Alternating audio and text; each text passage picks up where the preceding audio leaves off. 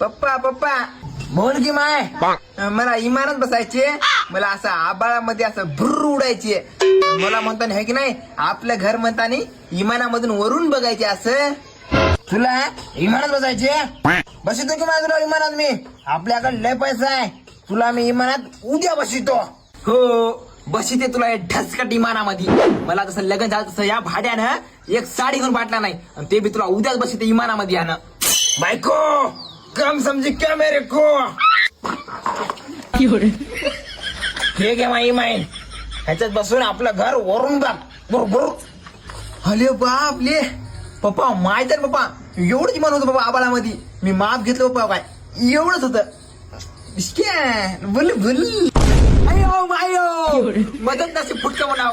नवरा एवढा गोड भेटलाय, लेकरू तर साखरवून गोड भेटलंय.